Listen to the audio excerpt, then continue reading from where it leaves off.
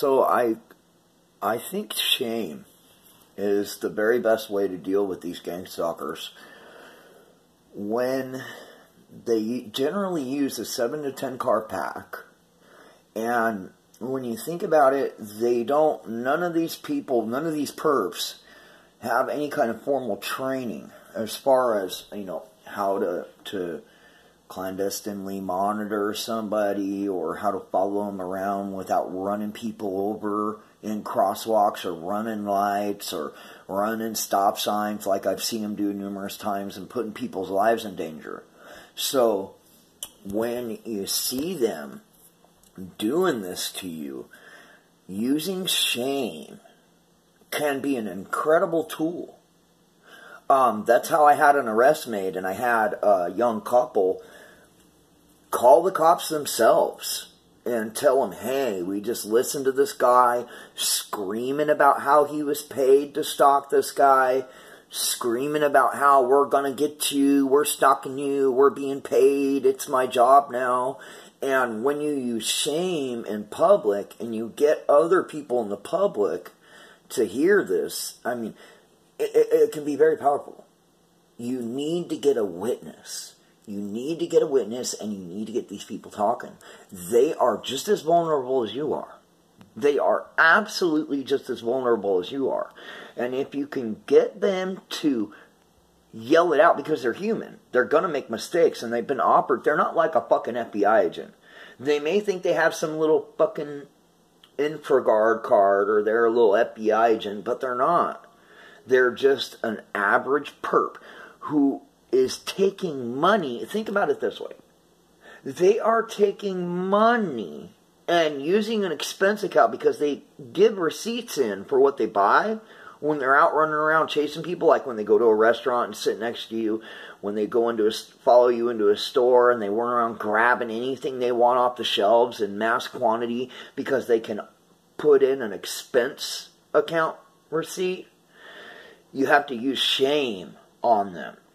They're fucking up while you may be fucking up. If you're doing drugs, if you're a prostitute like I was, whatever, they are committing a crime against you. And that can be used to your benefit if you very simply get articulate about it and use your voice. Your voice is your most powerful weapon. It absolutely is your most powerful weapon. And you can use your voice to have these people seen. And I am hell-bent on exposing what is going on with this gang stalking stuff. I thought I was going crazy when it all began. And I didn't know what to do with it. Now, I'm lucky that I am so intelligent that I could figure it out. I mean, I'm not trying to brag about being smart, but I am. I'm intelligent. I was able to figure out a way to expose these people and have an arrest made. You can do it too. You can do it too. You can have an arrest made.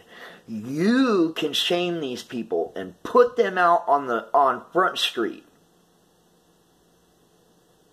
You can do it. And you just have to make the decision to do it. You have to make the decision to get sober like I have. You have to make the decision to go to work like I have and get yourself off the street. And you have to be willing to take the beating. Whether it be physical, like what I have going on, like they do when you call them out, or the mental beating that we take going through all this. But you have to be willing to stand up and have courage. And you got to use your weapon, your number one weapon, your voice. Start using it. Shame, people. We can break these gang stalkers' backs. We can do it together. Even if we don't know each other. We don't have to know each other or be together.